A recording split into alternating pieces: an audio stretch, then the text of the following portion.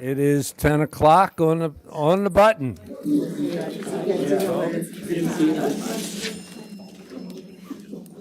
Good morning, and thank you all for joining us today. Just as a reminder, anyone who is not on the email list and you want to be, there's a sign-in sheet. If you're already getting emails from Soloco, you don't have to worry about that. Okay, so we have three subcommittee reports that we're going to deliver today. And as you know, we asked these subcommittees to get started, and there are some unfinished agenda items in terms of our participation. So we'll go through each one of them and take it from there. And we'll start. The first one I have on the list is the Child Care Subcommittee. Orlando Lewis, who's the chair, is not with us today, but we have John Score and Jody Levitt. Welcome. Thank you all. We're thrilled to be here, and it's great to have the opportunity to update you on the Child Care / Early Childhood Education Task Force. As you know, our focus has been working on what's called the Tri-Share model, which is an additional way for parents to access affordable child care. And the Tri-Share model means that a public entity, an employer, and a parent share the cost of childcare. And through this task force, we have come to this distinguished group and asked you to help us advocate up to Columbia by passing in your own area a resolution that the Child Care Task Force can then share with our elected officials to show that the Lowcountry as a whole is in favor of additional options to help parents afford childcare. So to date, it was probably about 2 months ago, we shared that template resolution with everyone. To date, we've made presentations in Hardeeville. Hardeeville has passed the resolution. We've made a presentation in Bluffton, and Bluffton has passed the resolution. And we've had informal conversations with Hilton Head. And I have full faith and confidence that my hometown as well will pass the resolution. But I stand here today to ask everyone else to please consider joining us in getting this done. The timing right now is critical, and we are available to answer questions, to make a presentation to the necessary people in a formal setting. So I'm just here to offer that opportunity to answer any questions and to encourage as a group in the Lowcountry to come together on behalf of our families and our children. Thanks, Jody. Good morning, my name is John Score. I'm chair of the GIC Child Care Task Force, and I am a minion. What's that? It's our feedback from our audio is the broadcast. Maybe not so loud, is that what you're saying? No. It's playing back. It's playing back what we've already done, John. That's it. There's a delay in our broadcast and it's coming back through the speakers. It's okay, just keep going. Don't worry, John. You've broken our system. We'll send you a bill. This is a technique you have to throw people off their stride. It's great, I got it. It's under six figures. Don't worry. For my part, I would like to ask and answer two questions. First, why is this issue important? And second, why is your voice important? First, the children. You have all heard the statistics that 2/3 of South Carolina children get to kindergarten or first grade without having developed the skills necessary to let them begin a lifetime of successful learning. Not having access to quality child care and early learning explains much of that. But beyond the children, your constituents include in Beaufort County 5,000 small businesses that require employees. In Jasper County, that number is about 838. Your constituents include in Beaufort County 18,800 people who live below the poverty line and 5,000 people and change in Jasper County. And in the two counties, the number of people living with food insecurity is 15,006 in Beaufort and 2,500 in Jasper County. In Beaufort, we like to think of ourselves as an affluent county, but the truth of the matter is that statewide, we are the second worst county when it comes to people living below the poverty line. So we have businesses that need more people to work, and people, at least some of whom need to work and want to work. What stands in the way? For families with small children, the lack of affordable and accessible childcare is a major issue. If it's not there, it means that at least one parent spouse has to stay home and take care of the little gremlins. Fixing childcare and early learning means that your businesses and your constituents will be better off. Why is your voice important? We are fortunate to have Representative Shannon Erickson leading a special legislative task force on child care and early learning. Her task force has been holding hearings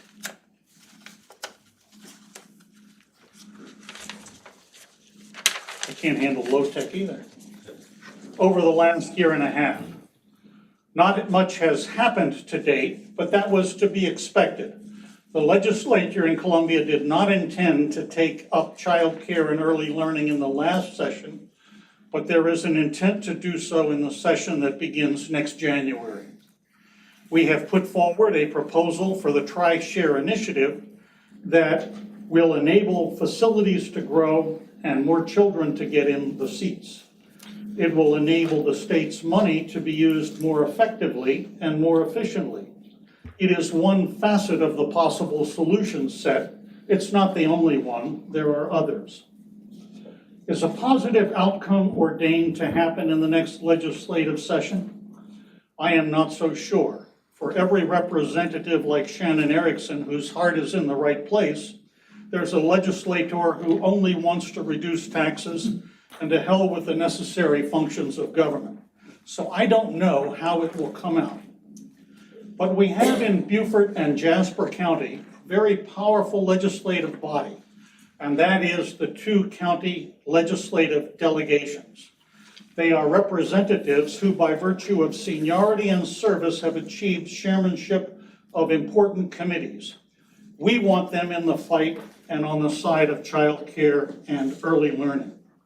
My own tiny child care task force doesn't have the weight to ensure our legislative delegations are on board, but you do.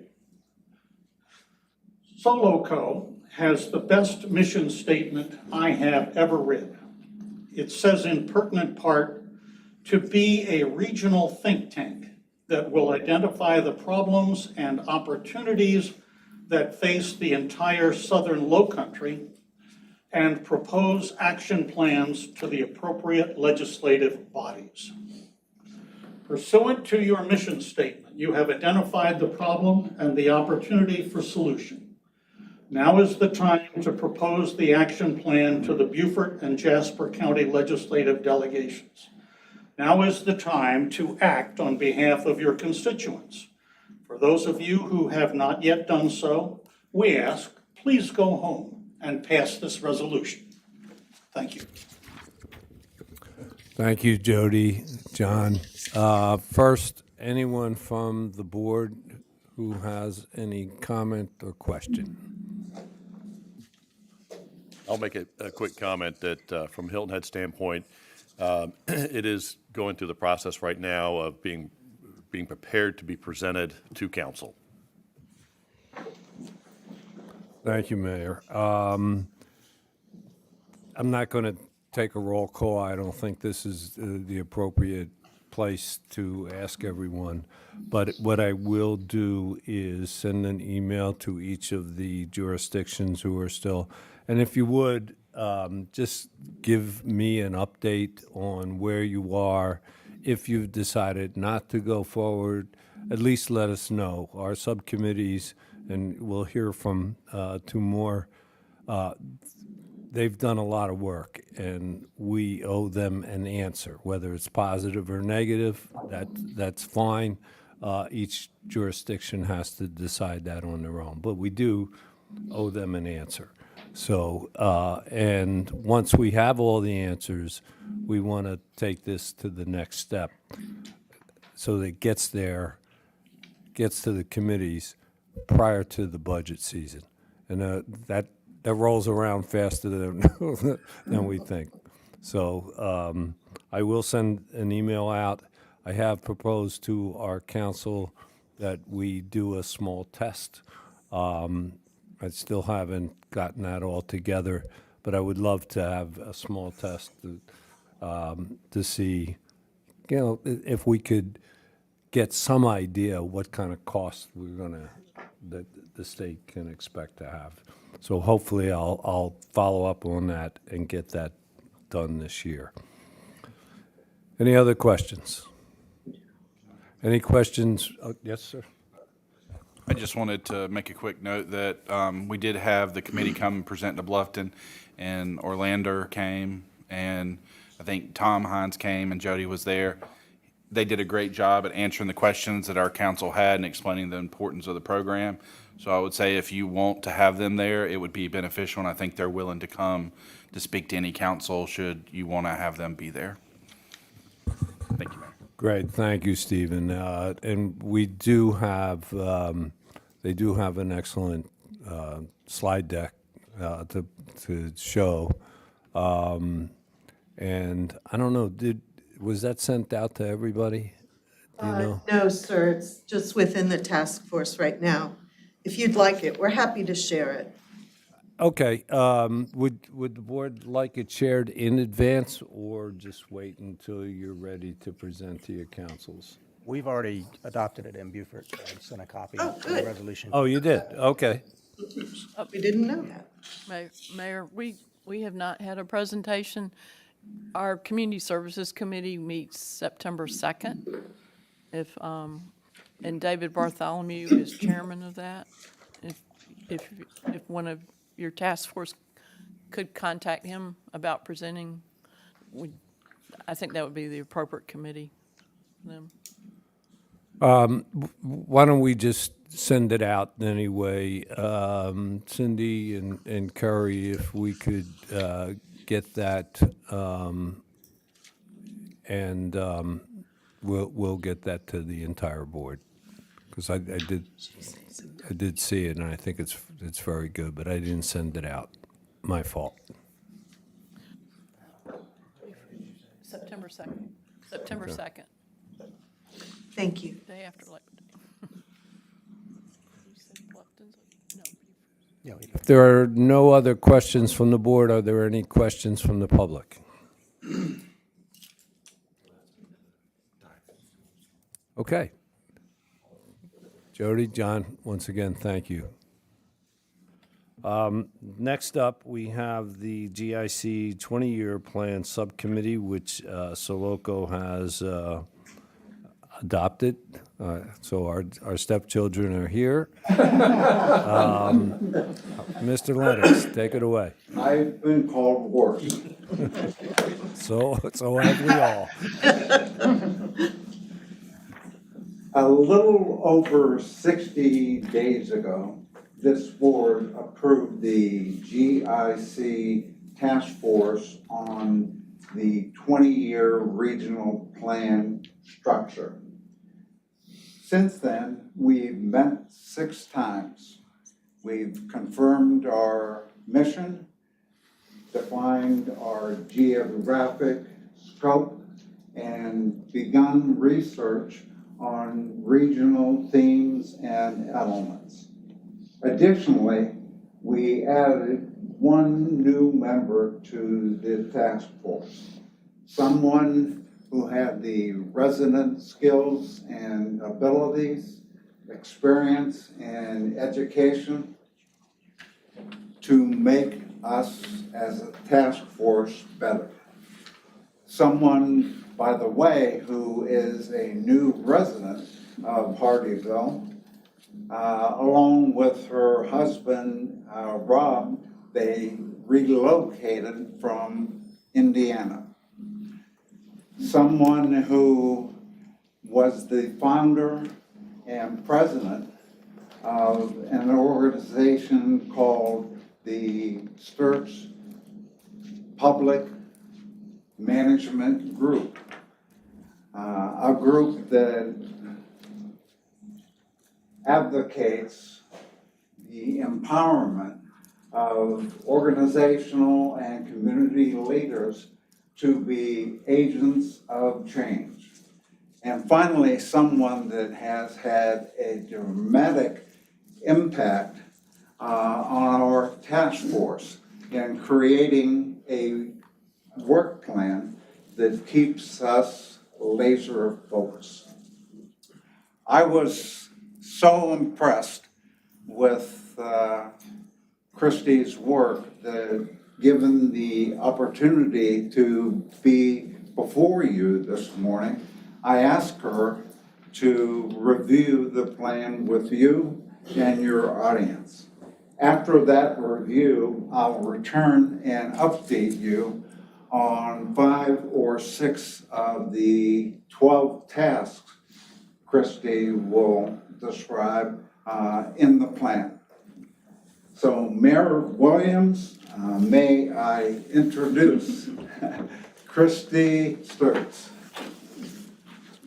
Everything but a drum roll. I gotta live up to that now, so. Good morning. Again, thank you for that wonderful introduction. And just briefly, mentioned we just relocated here in 2023 from the Fort Wayne, Indiana area. My background, I'm a certified planner and have expertise in long-range planning, working with regions, doing sustainable investment plans, and also collective action, actually getting to the implementation of those plans. And so, as we were starting to meet and getting to know the group of people on the task force, it's been really rewarding, but we've had a number of discussions and thought it might be time to kind of hone in and bring that all together so we're all on the same page about what the purpose is and how we're going about this work. The first point I'd like to make is that we are not doing the plan. Even though I'm a planner, I like to push that a little bit, but sometimes in grant writing in particular, you gotta get, if you're gonna get to a 10, which is actually doing the work, you gotta get to a 2 to be able to align the resources and get people around what you're doing. And that's the point of what we're trying to do here. The phases that we have, the first is just defining that purpose and scope, as Tom had suggested. And so, the mission is to create a structured, inclusive, and adaptive framework that enables diverse stakeholders to collaborate effectively, align regional priorities, and address shared challenges. This is the mission that was put before us, and we've one of the things that we talked about is it a plan? Is it a framework? Is it an initiative? Is it a combination of all the above? And that's part of the work of the task force is to determine, what those recommendations would be to you. Confirming the geographic scope. So we've had different conversations about, do we limit it to Beaufort Jasper? Do we look at some of the outlying areas as well? We've also talked about key themes and brought back, a number of the themes that are part of the comprehensive planning process as it's prescribed by the state of South Carolina. I think one in particular that's interesting is that resilience was added as one of those 10, I believe, in 2020. And, in light of changes at the federal and state levels, that might be an area that we may want to kind of take a look at moving forward. We also talked about capacity building and the importance of increasing the ability to do projects and to work together. It's not just about doing the plan, it's implementing the plan, and how do we go about doing that? The next phase is the state of play, and we're working on that right now. And Tom will give you some updates on that, but we're collecting and reviewing existing plans. So not wanting to recreate the wheel, understanding all the great work that's occurred so far. We're also going to gather some demographic and economic data, not get real deep into that, but just give a good snapshot for the region as a whole. We went to identify some key stakeholders to do outreach. And I know Tom will talk to you about that, but we'd like to do some surveys as well as some key stakeholder interviews. Christy, Sorry? I'm sorry. Sure. Daniel, could you move this slide up so everybody could follow along? I think I'm on the second page. Yeah. Yeah. Okay, so you're on 5. Yeah, task 6 is the key stakeholders. And then task 7, after we compile a lot of this I'm information. gonna Sure. bother you once again. Okay. I hope I don't throw you off. Cindy, Cindy, would you give this to anybody who wants? Everybody up here has it. I'm sorry. That's okay. Now, I promise I won't interrupt you again. Until the next time. That's okay. After we collect this information to understand where we're at, we want to do a SWOT analysis and really kind of think through where do we need to go moving forward. Then we will move into the next phase 3, which is preparing a path forward. And part of that is benchmarking what are other regions across the nation doing, how are they organizing, what are some of the best practices that we might be able to learn from moving forward. Also, research and compile potential funding sources to support the initiative. In my experience, I know there's been discussion about, each jurisdiction, it's good to have a stake in the work, but sometimes local foundations or private organizations, states, and federal money as well can all be, brought to the table in regards to moving your region forward. And then finally, that reporting and communication. I know that there will be, Tom's been doing monthly reports to your board. We'll also prepare some actionable recommendations at the conclusion of this. We expect this to take 4 to 6 months. And then we'll prepare a summary report as well as a presentation to your board. So that's pretty much what I had. Before Tom takes over, I don't know if you have any questions for me? Board, please. I'll let Scott go first. Good morning, Christy. First of all, thank you for the presentation this morning. And I looked through the phases and I listened to your explanation on this, so I understand the what part of it, what you're doing. What I haven't understood yet, and I still don't understand, is why. Why is the Greater Island Council taking this on? Is that a Tom question? I have another question. Sure. This is the Lowcountry Council of Governments mission. Have you met with them? Stephanie, do you know Stephanie sitting over here in the back? Have you met with them? They're on our list of stakeholders. They do these things already, so I don't understand. They have the data. They know where you added Colleton and Hampton County, which is great. That's part of LOCOG.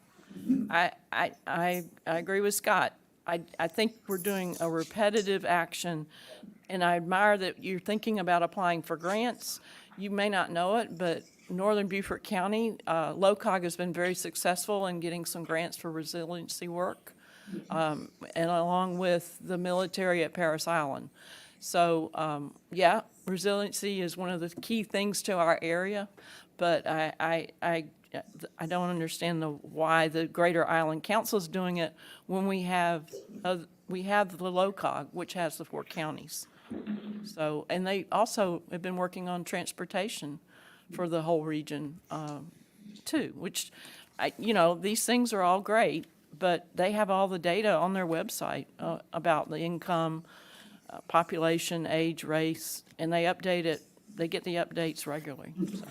The initiative was born out of the GIC Regional Committee. And GIC has recognized the value and initiatives that are regional in scope, not single jurisdiction. Which LOCOG does too. Yes. So I mean, I see parallel paths, but you said you haven't even talked to LOCOG yet. No, they are one of 3 stakeholders that we want to collaborate with. And we'll do that. But back to the basic question of why does the Greater Allen Council want to do this? Because the shift has been in the focus of GIC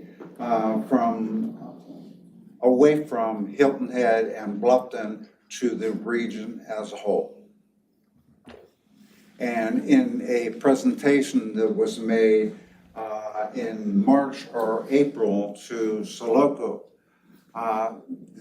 it was suggested that the GIC task force affiliate and collaborate with Soloco.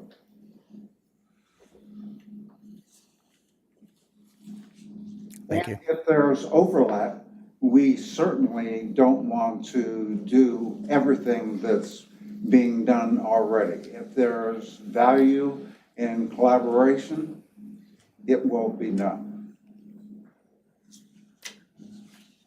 I'm not sure I would call it overlap.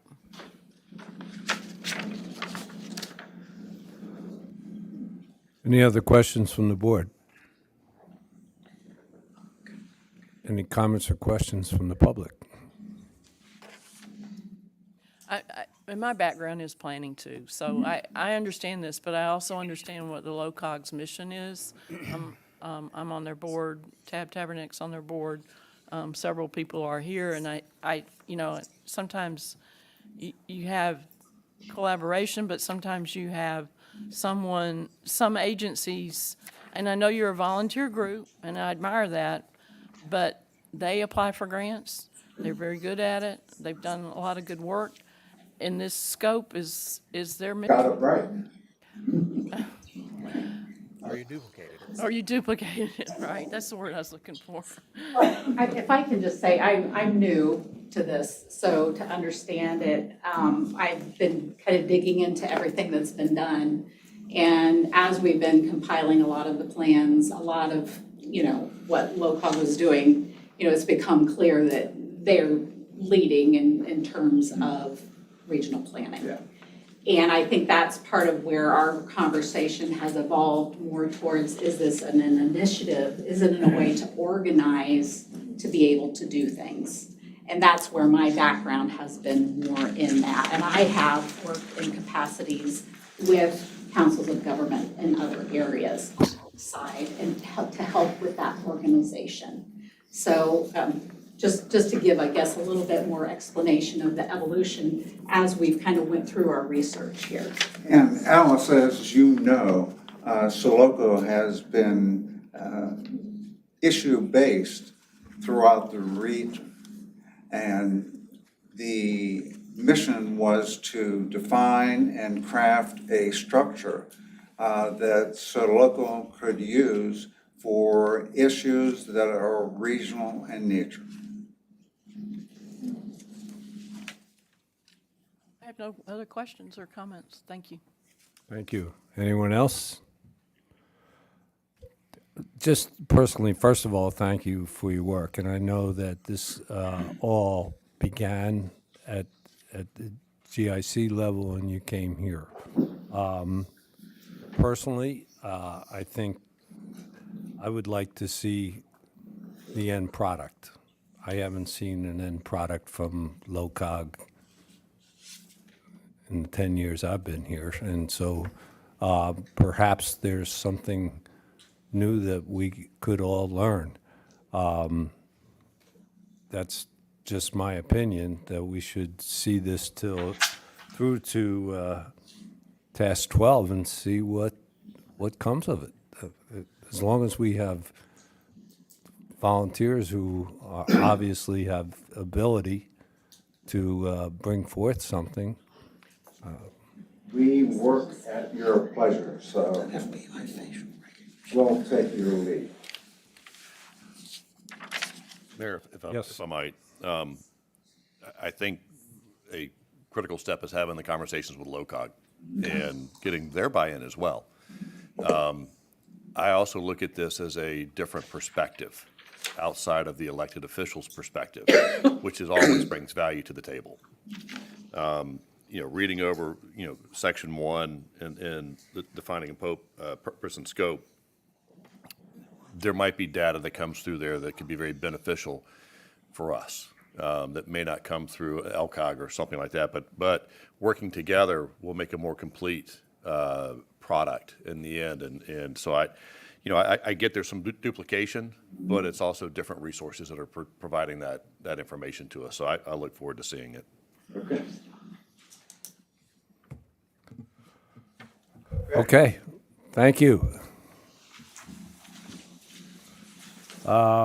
Next, we have Mr. Rob Merchant, who also a couple of years ago began a look at a growth plan for the region. And a couple of months ago, he brought us a proposal. And so we wanted to bring him back and review what you proposed, and let's see if we have a status to that. Thank you, Rob, for coming. Okay, well, thank you, Mr. Chairman.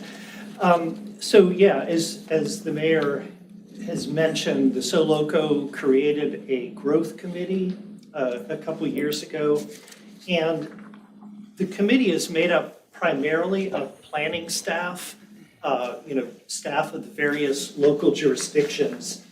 And through the process of meeting and looking at maps, all of this, as you're aware, what we recommend, rather than developing a regional growth framework at the staff level, we recommended getting the elected officials, the members of this board, at some form of workshop, whether it's a half day or a whole day, basically facilitated by an independent facilitator to really kind of ask some difficult questions about regional growth, regional land use planning, with the purpose of identifying those areas where having a shared vision would help the region. And so we prepared, we presented to this committee several months ago a proposal of what that would look like, to hire an independent facilitator, to go through the process of gathering background information, holding workshops, and then preparing some form of deliverable, whether it's a roadmap that outlines future steps for us to work together as a region. And so we presented this, got some feedback from the committee, and then back in May, we presented an overview of how we see this process moving forward, in addition to a recommendation for cost share and how much the cost of this would be. And so that was presented to the committee in May, and I think at that time, the committee recommended to take that back to various local jurisdictions and to report back to this committee. So that's kind of where we are at the staff level, and I guess where the committee is, is as of May. And Right. I will certainly entertain any questions you have. Like we said before with the other committees, Rob has put a lot of work into this, and he made a proposal several months ago, and to have a cost sharing. Rob, if you remind us, it was around $75,000. Yes, I mean, and obviously, that's something that once, you procure, consultants, that figures can become much more, but we looked at the cost range and talked to several consultants, and that 75,000 seemed reasonable for the tasks that are associated with this project. So the idea was you'd have 75,000, and we created a formula. I mean, a staff recommendation was to go off of population of each jurisdiction. So that's what we presented to the board. Okay, does anyone from the board have any comments or questions for Rob? I've got some comments. So at our last Beaufort County Economic Development Committee meeting, it came out that Mr. O'Toole is looking to do some workshops with the municipalities, either together or individually. That is directly aligned with growth and what's going to happen within the community. So where's the collaboration with all these other groups? Because there's a lot of different conversations that are happening, and we may not know what one group is working on versus another group. So I'm just a little curious about that. From the stance of Hilton Head, we've had conversations about it. It has not come formally to council, and there has not been a desire to participate because of the economics of it and what value does it bring to us when we're confined by water. What is our growth? The future understanding of what's going to happen in the community, the greater community, that's going to have an impact on us, but our growth is pretty much defined. So I'm not certain that we would have a support from council to fund this. Any other thoughts? Could you describe, I wasn't at the meeting, when he talked about the workshops, John O'Toole, could you describe what the scope of those are? Yeah, not fully defined, but to the point of what is each community looking for in terms of economic development and commercial growth, because for one community is going to be different to another community, and he wants to get an input on that. Yes, he's already out. He made mention that he's looking to do that starting this fall. Okay, thank you. I have not seen any follow-up on it yet. Anyone else from the board? Yes. I think with Jasper and all that, I think we just started the process ourselves. We had a workshop about growth and all that. I think it's a little premature right now until we define what we want before we go out and do it. You have to do it personally. We're in the infancy of sharing services and sharing thoughts and all that in the county. And I think right now to have something more formal would be disruptive in our quest to be together in Jasper County. So good idea, but not right now for us. And that's just my feeling about it. Rob, I know you're well familiar with the Northern Regional Plan, and so for the communities on the north side of the river that are subject to the Northern Regional Plan, and we've all agreed upon the annexation boundaries and growth boundaries, et cetera, what will this process that we're talking about now give us that plan does not? Well, I would say that the Port Royal, Beaufort, and Beaufort County in the northern part of the county, I think that agreement that we have is a model for, I think, what our group envisions for the region. And so I think the benefit to Beaufort and Port Royal, it may be that there's no changes to the growth boundaries as part of this process, but I think that the communities will greatly benefit if the region is working together, because there's so much back and forth commuting between northern and southern Beaufort County, Savannah, and so, I see this as kind of each jurisdiction may benefit to some degree, but I think as a region, the benefit is greater than the sum of the parts. I have heard some of my constituents say we won't be able to go to Savannah if the growth continues in south of us. They say it jokingly, but it's true. It's almost true. We'll have to go north if we want to get out of Beaufort. Right, go up 17 and down. And I will say, we anticipate that this would be elected officials in addition to stakeholders. And so economic development, that's an issue. This is kind of focused on land use. Economic development is certainly very much related, but I don't necessarily see the two efforts as being, there might be some duplication, but I think that. Well, I might disagree on that because there's land acquisition through Economic Development Corporation for the purpose of growth. So it does have a direct correlation back to what I think we're talking about. Yeah. Oh, yeah, of course they're related, but I just mean that one is focused on economic development for the region, the other one is focused on land use. Rob, I know I mentioned this the last time that we had this conversation, and I still struggle with it a little bit. And again, trying to see the big picture, because when I start looking at the individual components, and I know you mentioned the Northern Regional Plan, and that not a lot's going to likely change as a result of this report. And then I start looking at the southern portion, and again, Hilton Head's defined by their geographic boundaries. They're not going to be annexing off the island. They're not going to be growing. Bluffton is essentially getting confined by their geographic boundaries, and everything that's in their jurisdiction is a PDD and therefore called for. From Hardyville's standpoint, again, a lot of our projects are in PDDs. They're already vested, so as much as the northern residents are concerned about that future growth, it's going to come. There's not going to be a report that says, hey, you need to take a time out and pause on that we can then take and apply to it, which is really going to change our future growth patterns. So I think about what is the outcome of this report and how would we be able to implement that in some kind of meaningful way when a lot of our future growth decisions are already really kind of locked in place by and large. Well, and if I can piggyback on what Josh said, we just heard the presentation from the Greater Island Council talking about doing almost the exact same thing by looking at almost like a comp plan for the entire region, and which addresses growth and land use and all of that. Is it more of a, if this one's going, do they need to be a component of one of another?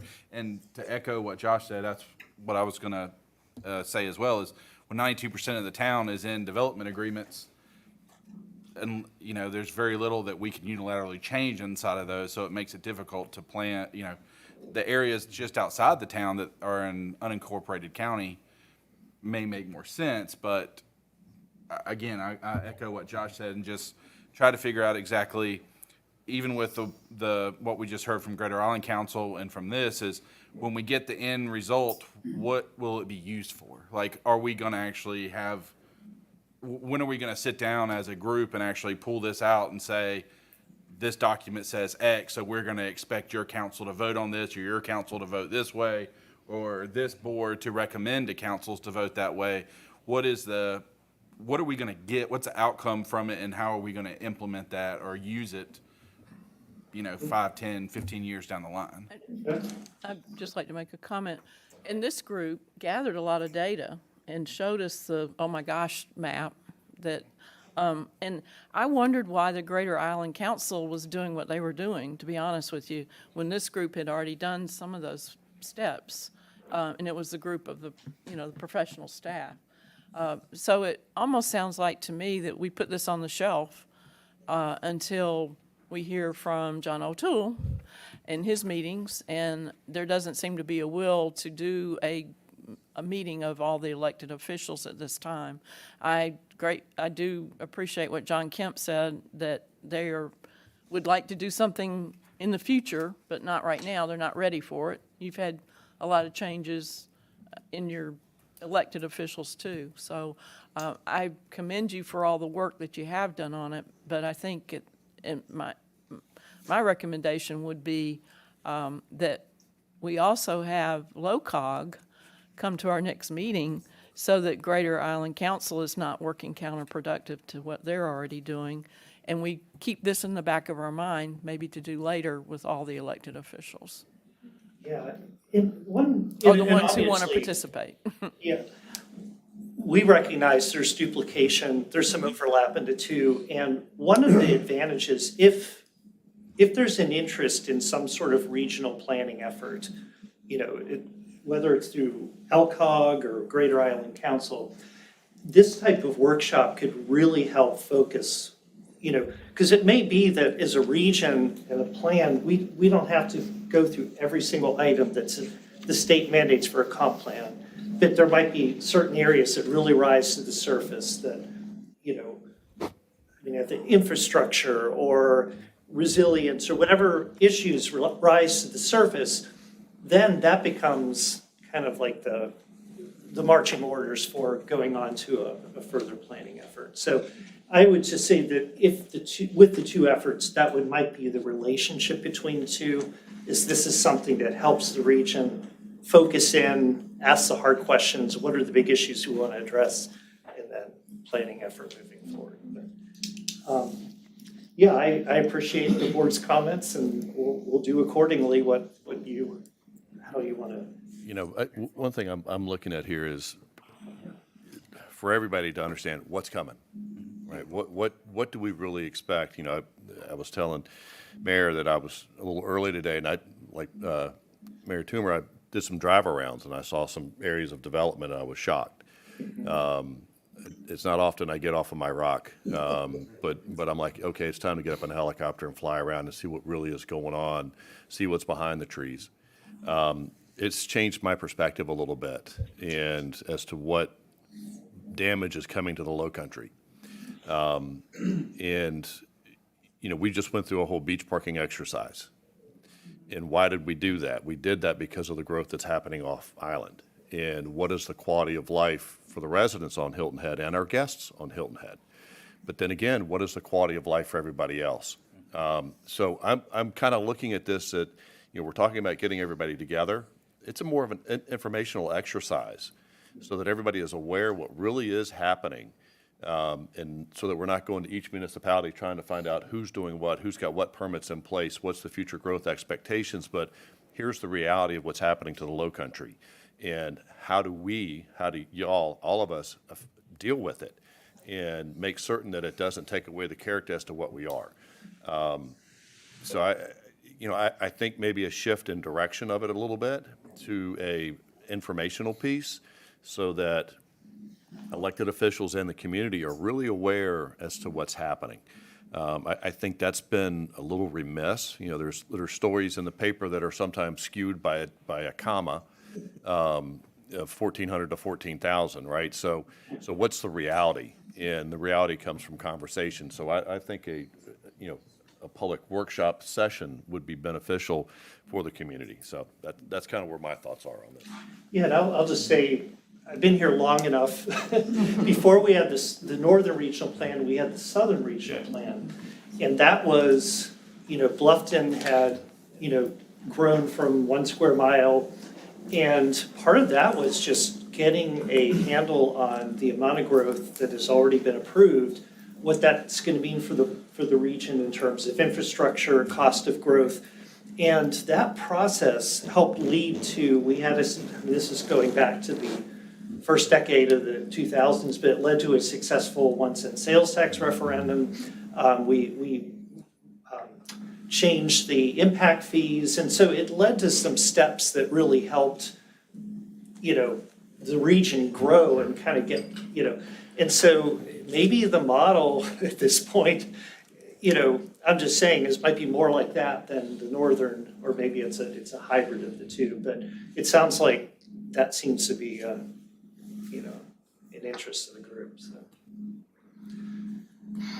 Mayor? Yes. I just come up and just thought about something. Maybe, we have the two entities came here and there's a duplication. We always talk about duplication. Maybe we should look at what's not duplicated, what's outside it. Just one example is Latz. In Latz, it's confined to a certain area, but it leaves out most of Jasper County because it goes up to 462 and stops there.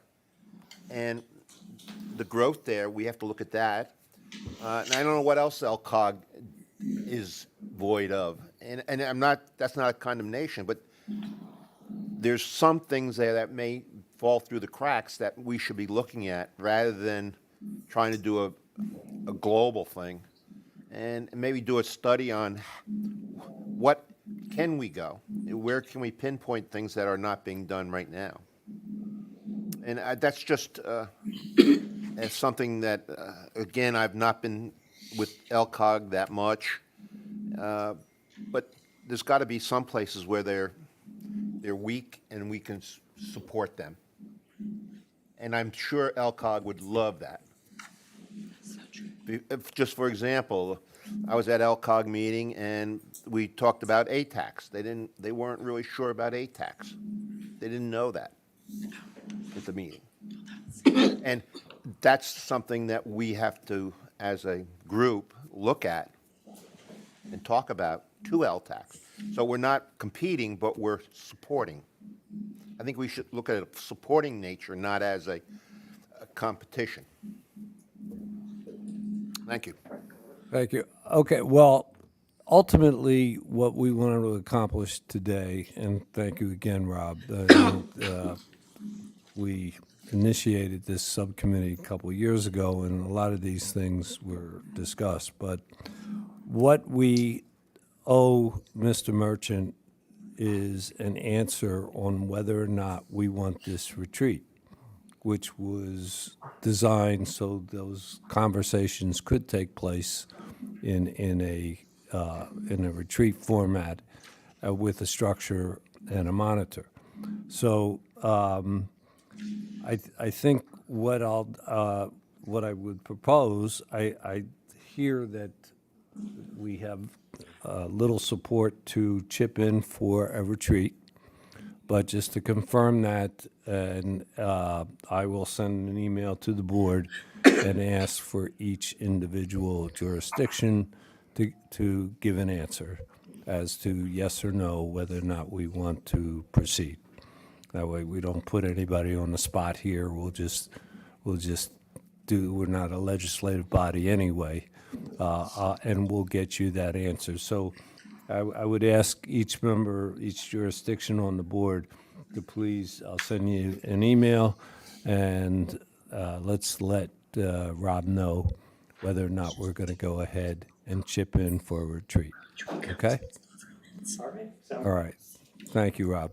You're welcome. Okay.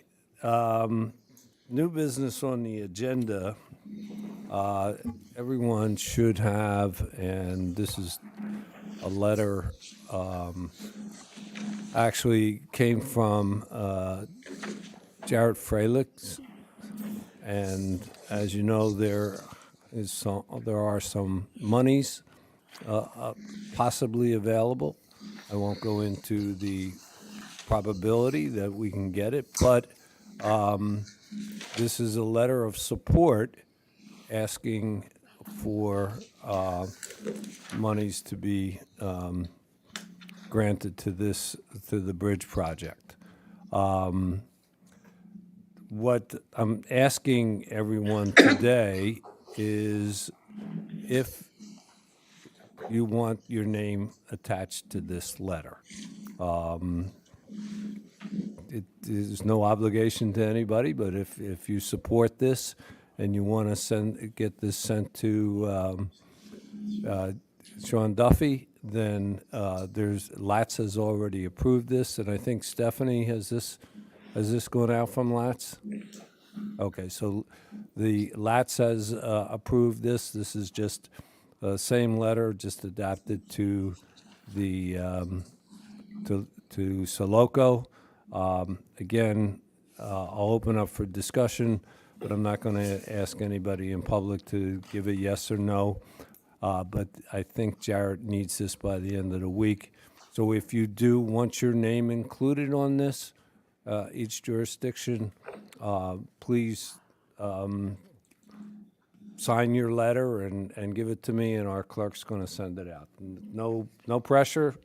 If you want to be part of it, great. If not, that's fine also.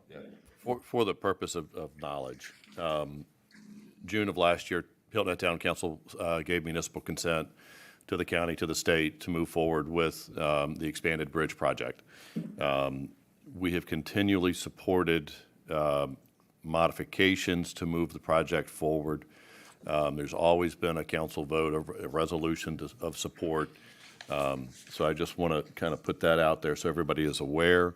I personally think that breaking the project up into two different timelines is a disaster, and completing it at one shot is much better than than doing one section and coming back 20, 25 years later and doing the other section. So those are my comments. And also, I did put out an email to all of council yesterday letting them know about this being on here today, and there were no responses. Mayor, So this is an individual thing, and the letter does say on behalf of the Southern Lowcountry Regional Board, and it uses that I word. So, but this is, as you can see, the room for everybody to sign. So just let me know.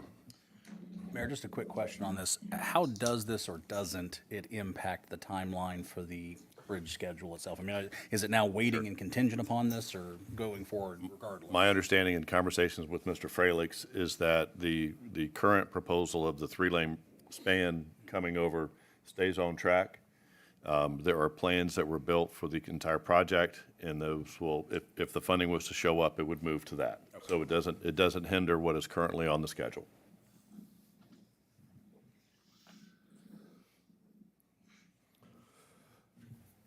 Any other thoughts by the board? And I'll also open it up to the public. Okay, sure. Sorry, to go back to the previous topic with Rob. I know you mentioned the original Southern Plan, Beaufort Plan. I forget where Rob got. There he is, back over there. That was done. Could we send that out and see what was on it so we can get an idea? Again, I'd like to see what the goal of what we're trying to accomplish is.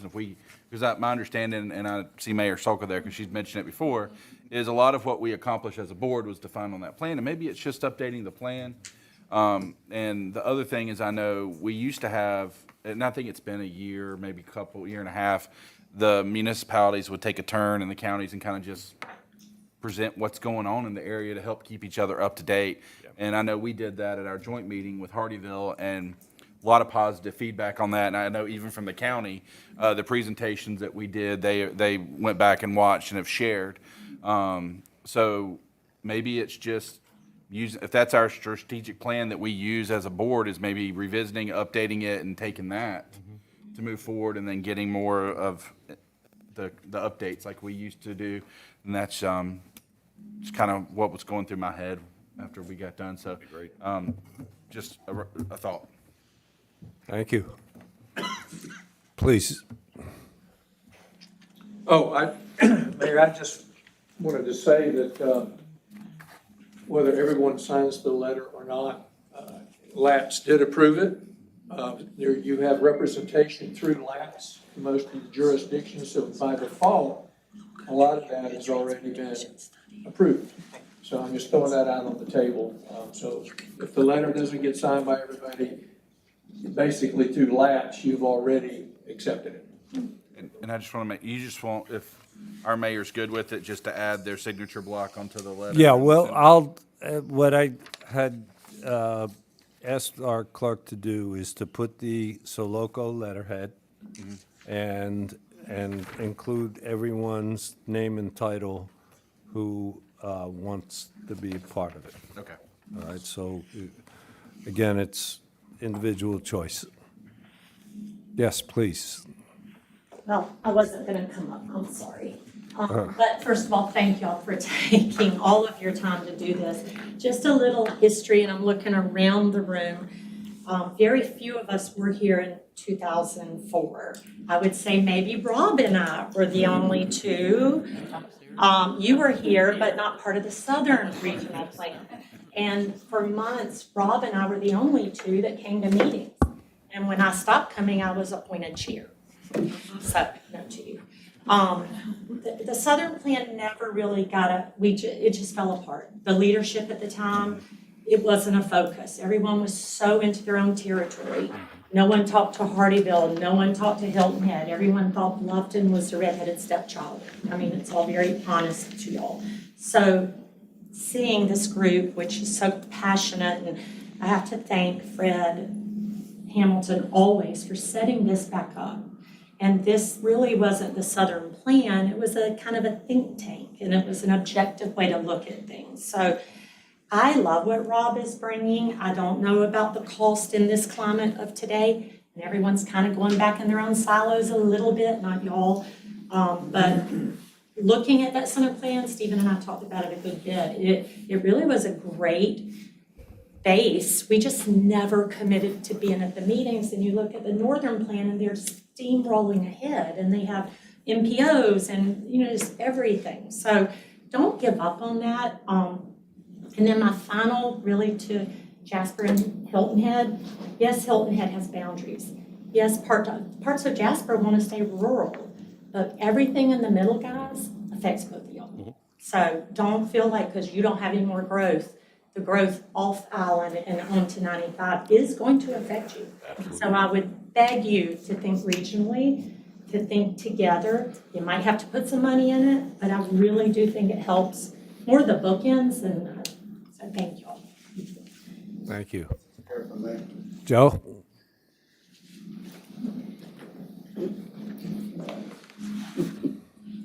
Joe Frigale, Regional Citizen Committee. I went to a meeting much like Lisa talked about 15, 20 years ago. Hardyville was at the meeting, they kicked them out because they didn't comply to the plan. The one thing I remember from that meeting is every jurisdiction said when they did something, they would let the other jurisdiction know. And my feeling is these surveys and that go on a shelf and collect dust, and obviously nothing's been done about that. 15, 20 years ago, you all decided you would let people know what's going on. End of speech. Thank you. Anyone else? Yes, please.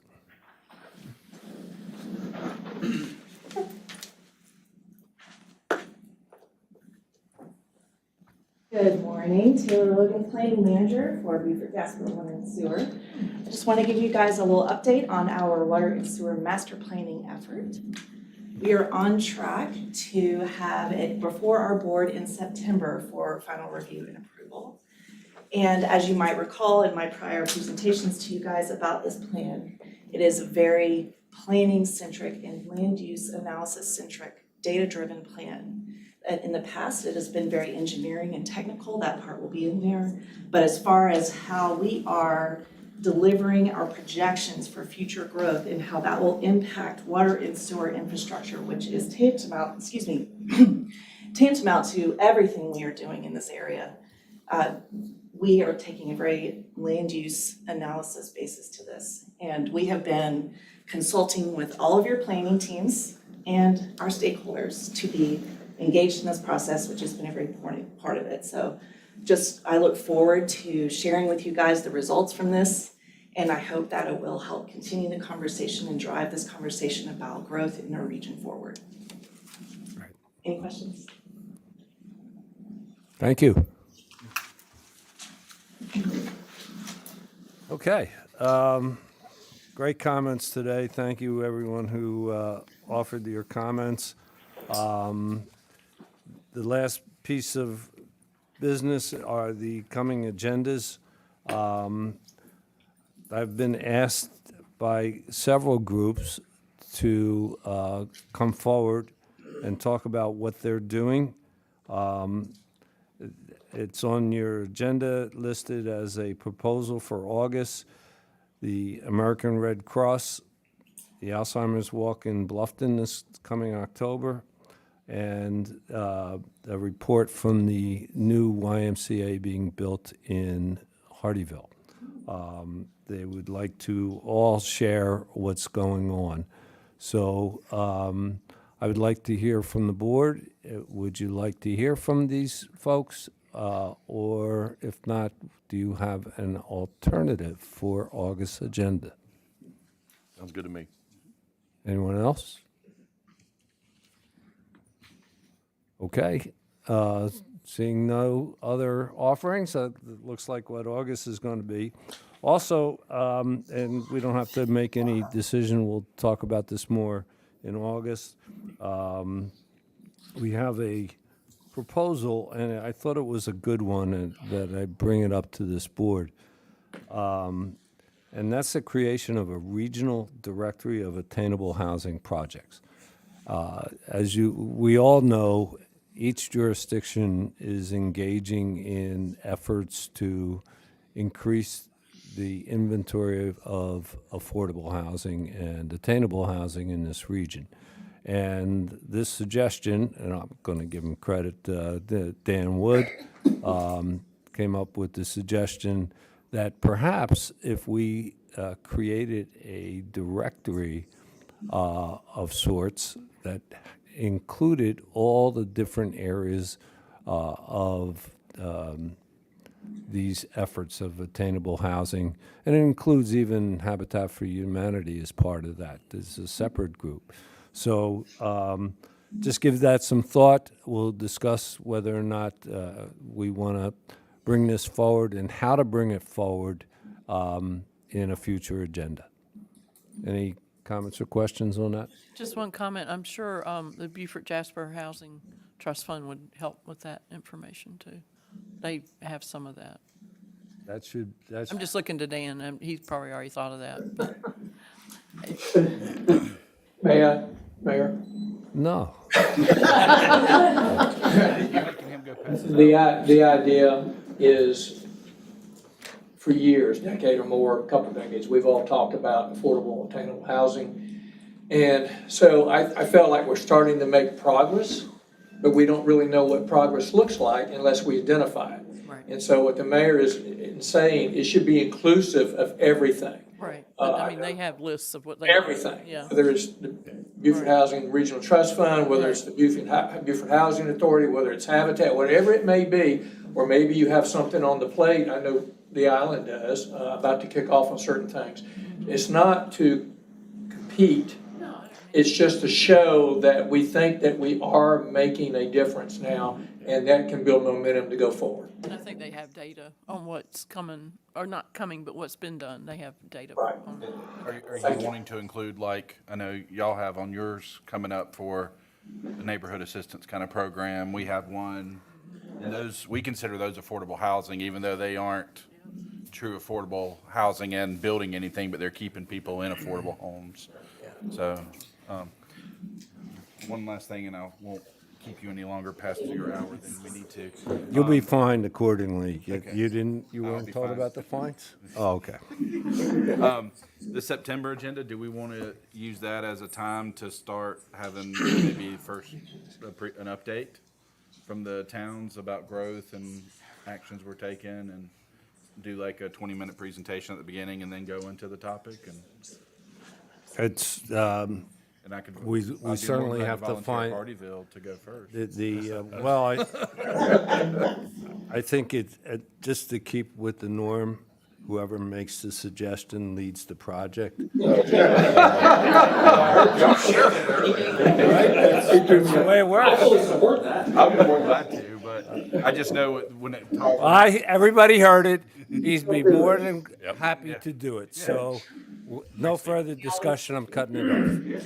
That's fine. So, Put me on Mayor, there. real quick, just so, we're actually creating a housing dashboard right now that we hope to present on the 29th of July, where we're going to have all the available, workforce housing units. We went to the ULI and got national numbers, regional numbers, and then local numbers, and we're putting that together, so it'll be on our dashboard. And I think if every municipality would have that and also connected to each other's, it would be very beneficial for us to see what is going on housing-wise, for both high-end, mid-end, and low-end. And I think one of the purposes of this is so that we all learn from each other. I say this all the time. I want to copy everything Bluffton wants to do all the time because, hey, if it worked, why not? And if we have this directory, then we could see that if jurisdiction A is doing something good, maybe we want to copy it in jurisdiction B. And so it's that building awareness, which is one of the original missions of Soloco, to make sure we all get together and think. Okay. That's a good idea. I like the dashboard thing. So we'll take that up again next month. So to firm up what we want to do for September, Thank you all for joining us today, and we'll see you next month in Bluffton. Thank you all. Have a nice week.